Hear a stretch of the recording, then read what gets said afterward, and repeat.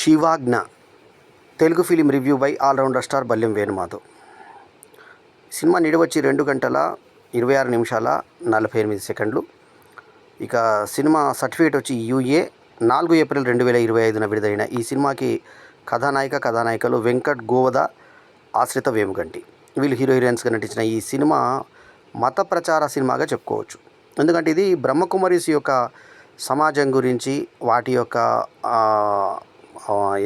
ఆచారాల గురించి, వారి యొక్క ప్రయోజనాల గురించి, వాటి గురించి డిస్కస్ చేయడం జరిగింది. చివరిలో మనకి హేమ్ సుందరు, భానుచందరు ఒక సభకు వచ్చినట్టుగా కనబడతారు. అట్లాగే సినిమాలో ఎవరైతే ఈ ప్రచారకర్తగా ఉంటుందో ఆమె కూడా చివరిలో మాట్లాడుతుంది. ఒక ఉపన్యాసం లాగా చివరిలో పెట్టారు.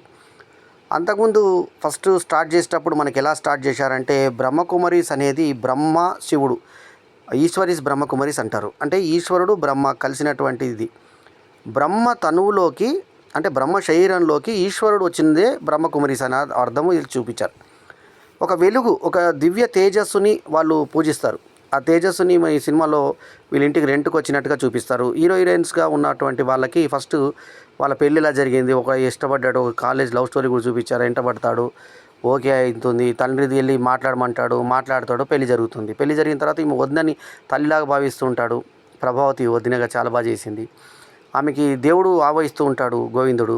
సో ఇటువంటి వాతావరణంలో ఉన్నప్పుడు వాళ్ళ ఇంటికి మత ప్రచారానికి వేరే వాళ్ళు ఇల్లు ఇవ్వకపోతే ఆ మత ప్రచారం వాళ్ళు, ఈ బ్రహ్మకుమారీస్ వాళ్ళు వీళ్ళ ఇంట్లో దిగుతారు. దిగిన తర్వాత అన్నయ్య అక్కయ్య అని పిలుస్తారు కాబట్టి ఆ రకంగా వీళ్ళ ఇంట్లోకి వచ్చిన తర్వాత శివుడికి, బ్రహ్మకి, తర్వాత ఈ బ్రహ్మకుమారీస్కి శివాజ్ఞతో ముడిపెట్టి కథను తయారు చేశారు. సో చివరి ఆఖరికి ఏంటంటే, ఇతను బ్రహ్మకుమారీస్ యొక్క ఉపదేశాలు, పుస్తకాలు చదువుతూ తర్వాత తెలుగులో ఉంటే అవి తెలుగులో కాదు, నాకు రాదు అంటే హిందీ రాదంటే ఇంగ్లీష్ ఉంటుంది. ఆ తర్వాత భారతీయ భాషలు ఎన్ని ఉంటాయో దాదాపు అన్ని భాషల్లో, ఒరియా, ఒడిస్సా, కొంగని, ఆ తర్వాత తెలుగు, తమిళ్, మలయాళం వీళ్ళన్నిటి దానికి మత ప్రచార గ్రంథాలని ప్రింట్ చేయడం కోసం తన పొలాలు అమ్ముతాడు, ఆస్తులు అమ్ముతాడు, ఇల్లు అమ్ముతాడు.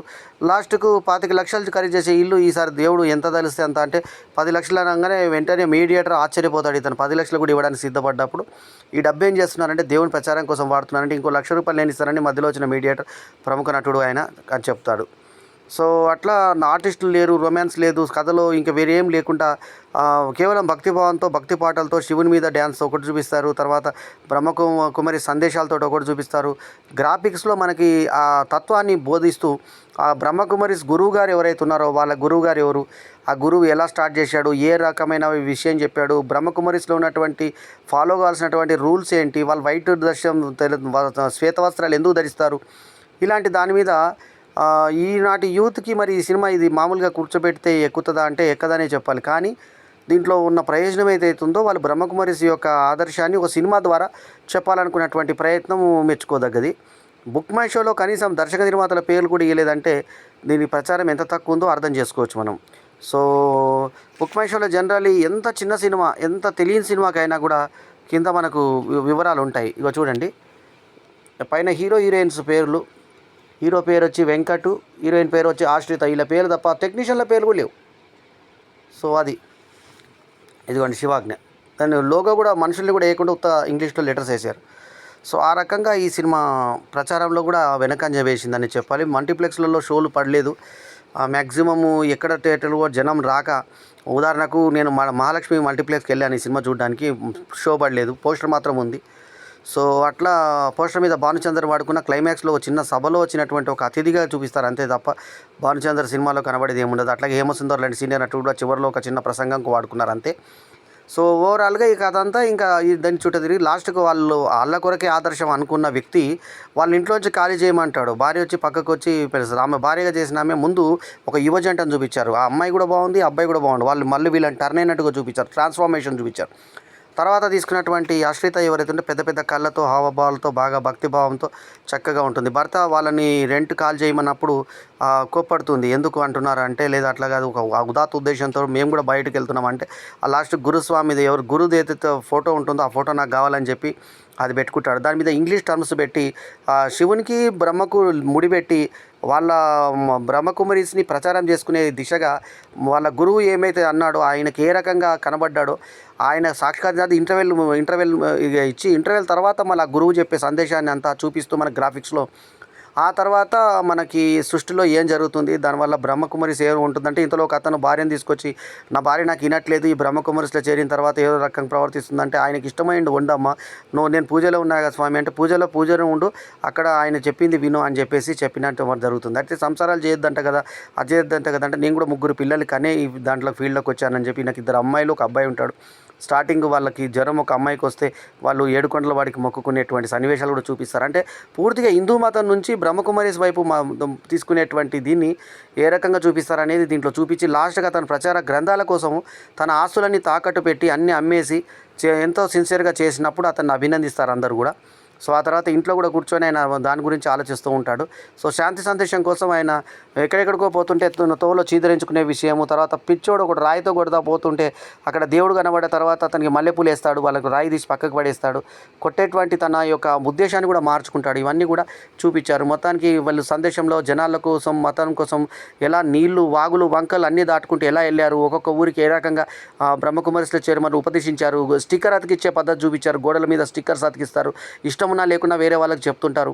అలా వాళ్ళ మత ప్రబోధం ఏ రకంగా చేసి, ముఖ్యంగా ఈ దాడి అంతా హిందువుల మీదే జరగడం ఒక వైచిత్రి. సో మళ్ళీ వేరే మతం వాళ్ళని అడగరు వీళ్ళు, బ్రహ్మకుమారిస్ దీనికి అడుగుతారు. తర్వాత అన్నయ్య అక్కయ్య అంటూ భార్య భర్త కూడా సంసారం చేయకుండా, కొందరు పిల్లలు పెళ్లి చేసుకోకుండా కూడా చేసినటువంటి సందర్భాల్లో ఎంతోమంది వ్యతిరేకత కూడా ఆ మధ్య వ్యక్తపరచడం జరిగింది. కానీ మొత్తానికి వాళ్ళదంటూ ఒక సినిమాగా దీన్ని ఈరోజు ఈ సినిమా మీడియా బలమైన మీడియా కాబట్టి ఈ మీడియా ద్వారా ప్రచారం చేయాలని శివాజ్ఞ సినిమాని తీయడం జరిగింది. ఇక్కడ అందరూ హిందువులు శివాజ్ఞ అంటే శివునికి సంబంధించిన సినిమా ఏమో అనుకొని వచ్చినటువంటి వాళ్ళకు మత ప్రబోధమైనటువంటి సినిమాని లోపలికి వెళ్ళిన తర్వాత కానీ తెలియదు. సో మెల్లిగా చాలామంది జారుకున్నారు బయటికి, అది గమనించాను నేను. సప్తగిరి థియేటర్లో నేను బాల్కనీలో నేను ఒక్కనే చూశాను ఈరోజు అనగా 8 ఏప్రిల్ 2025 సాయంత్రం 6 గంటల షోకి Saptagiri RTC cross road Hyderabad తెలంగాణలో నేను ఈ సినిమా చూడడం జరిగింది. సో అంటే మనము చెప్పడం కాదు, మనకు సీయింగ్ ఈజ్ బిలీవింగ్ అన్నట్టుగా మనకు టికెట్తో సహా నేను చూపించగలను. ఎందుకంటే నేను వెళ్ళాను ఈ సినిమాకి, చూశాను. సో ఇది సినిమా థియేటర్ టికెట్. ఇది అక్కడ ఇంకా మాన్యువల్ టికెట్సే ఇస్తారు. ఇక సప్తగిరి 150 రూపాయలు బాల్కనీ థియేటర్ ఈ టికెట్ ఇవ్వడం జరిగింది. సో తీసుకొని సినిమా చూడడం జరిగింది. సో ఈ సినిమాకి ఇక నేను ఇస్తున్నటువంటి రేటింగ్ సినిమా పరంగా ప్రేక్షకులకు ఏమందిందని కాకుండా కెమెరా వర్క్ బాగుంది సినిమాకి. సన్నివేశ రూపకల్పనలో కొంచెం ఇంకా కొంచెం అంత చురుకుదనం కనబడలేదు. షార్ప్గా చేయొచ్చు సీన్లు చాలా మటుకు. ఉదాహరణకు ఏమండి ఆయన ఫోన్ నెంబర్ ఇచ్చాడు అని భార్య అంటుంది. ఏదే ఫోన్ నెంబర్ అంటే ఆ book 1 page, 2 page, 3 page, 4 page, 5 page, 6 page, 7 పేజీలు తీసి ఎలా తీసుకొస్తుంది? ఫోన్ నెంబర్ అంటే టక్కుని తీసుకొచ్చి పెట్టడం, క్రిస్ప్ ఎడిటింగ్. సో అట్లాంటి దోషాలు, ఎడిటింగ్ దోషాలు కానీ, తర్వాత స్క్రిప్ట్ పరంగా కొంచెం అనుభవం లేనటువంటి శైలి కానీ చాలా కనబడ్డాయి. సో అవన్నీ దృష్టిలో పెట్టుకొని సినిమా కాకపోతే ఏంటంటే ఒక సందేశాత్మక సినిమా, కమర్షియల్ ధోరణి కాకుండా ఒక ఏదో మత ప్రబద్ధము, బ్రహ్మకుమారీస్ రాజా వాళ్ళ ఫౌండేషను ప్రచారం కోసం చేసిన సినిమా కాబట్టి